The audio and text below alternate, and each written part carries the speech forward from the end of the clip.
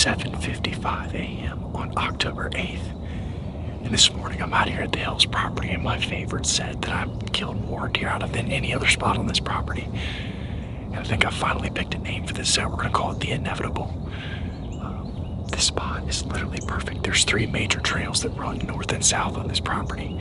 And you've got bedding at the south end of the property, the northwest end of the property, and then you've got a big green field in the bottom that they browse on with acorn trees scattered all throughout this ridge. With this spot in particular, I've ran minerals here and ran corn here for the past 5 or 7 years. And it started as an intersection, but now with how I've cleared it out, it's become a giant staging area as well. So bucks can kind of transition between food and bedding and the entrances and exits of the property right here on this spot. Today we're kind of hunting out of history too, because generally I don't start hunting this property really hard until late October.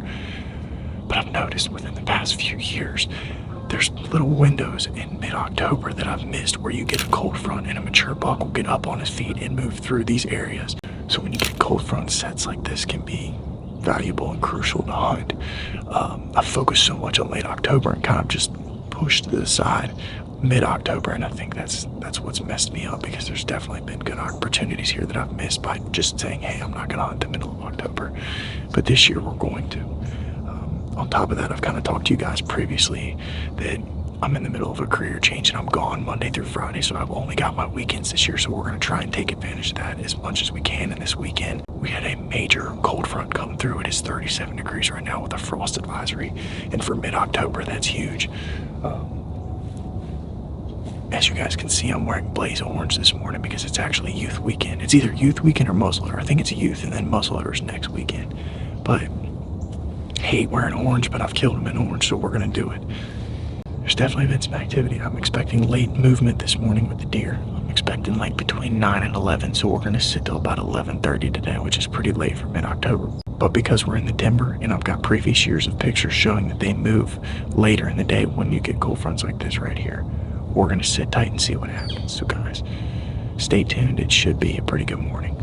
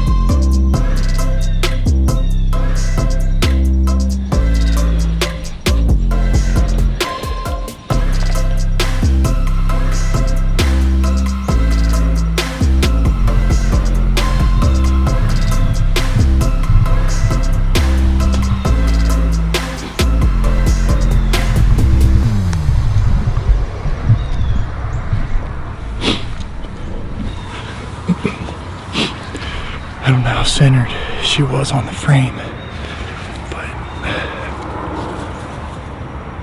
there, looks freaking awesome. I think she's done. I think she's probably 20, 30 yards down the hill. It sounded like I heard her crash. I didn't want to shoot any more does this year, but she came hobbling down the hill and it sounded like something was limping coming down the hill. And sure enough, when she got down here, she just, that back leg looked like it was twisted right on the joint. I don't know if she got hit by a car, if she was running and fell or something. I don't know. Call me crazy, but whether it's a doe or a buck, I get tore up like this sometimes. And man, that was cool. The arrow looks really, really good, man. Shaking like a leaf right now. I need to compose myself. We'll come back. Just give me a minute.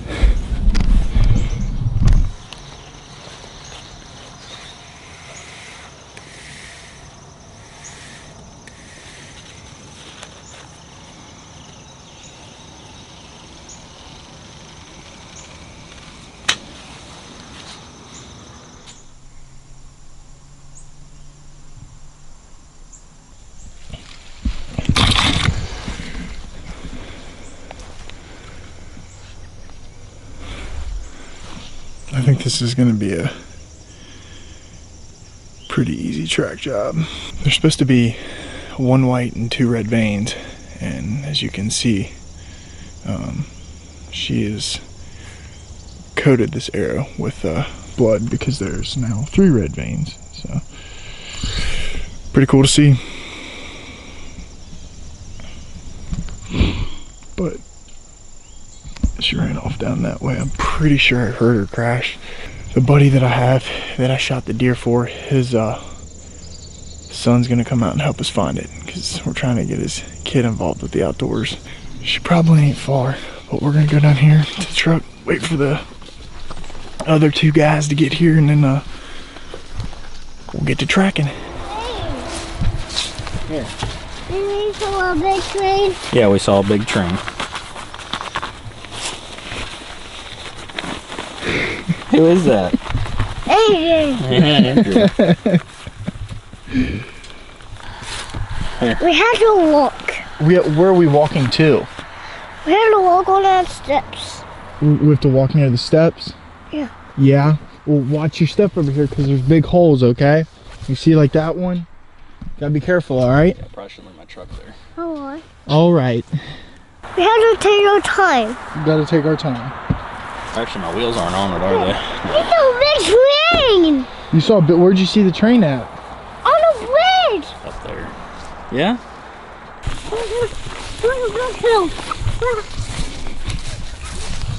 Ow! Ow! Ow! Ow! Big train! Well, if she's not dead, she's long gone. Yeah, big train! Because we got a screaming kid with us right now. Look at... Yeah, you see that? Oh, Yeah, that's the deer's blood. the deer's blood. Blood. Yeah. Blood. Blood. Yeah, there you go. Blood. Yep. That's what we have to follow it. Where it came from? The deer. The deer. The deer? The Yeah. deer. She's hurt. No, she's not. You got nowhere to live? Yep. That means we got her. So we just have The to deer's follow. one. This white. We're gonna follow the blood this way. Sweet, Mulder and Wader. Watch the. Hey, watch that. Yeah, it's deer poop. Yeah. You want to touch it? No. Yeah, that's yucky, isn't it? I'll just touch it. No, I said no. What is that right there? No. It's all over. Yeah. And then it keeps going this way. See? Right here, you see it? Another one. Be careful. I wouldn't pick him up because, or I'll pick him up, but it's all over this plant. Another one. Wait for me. Well, you see blood? What's that one? Yeah. What is that? Right there. That's the mountain. Yeah. Do you see any? He said, follow me, Andrew. Are you gonna find the deer? Vincent, right here. Vincent. Let me go get the 3-year-old. Vincent, come here. Vincent. Hey, look it, right here, Vincent. Vincent. Dude, he's on a mission. Vincent Thomas. You still see blood? Chasing a 3-year-old. Oh, dude.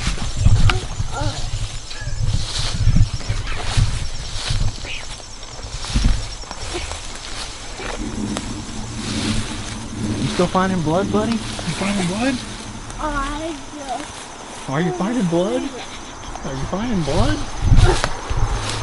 Can you help me? Hey, what's that? What's that? What is that? It's a deer. Yeah. Yeah. What do you think? What do you think?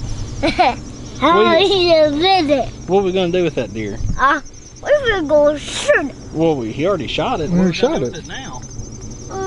Put it. Pet it. You can pet it. Go ahead. There's that back leg. It's messed up. Dude, that's far back.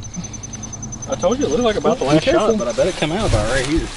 We're walking like, you got blood, and I look up, I'm like, hey, he's gonna walk on it. Good job. You found it. Good job.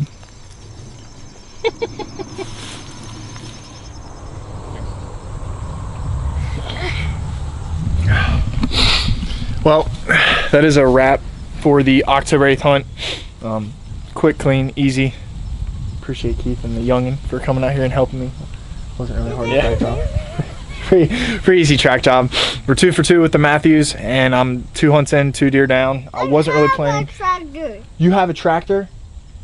You have I have that one. I broke my fence. You broke your fence? Yeah. So he broke his fence.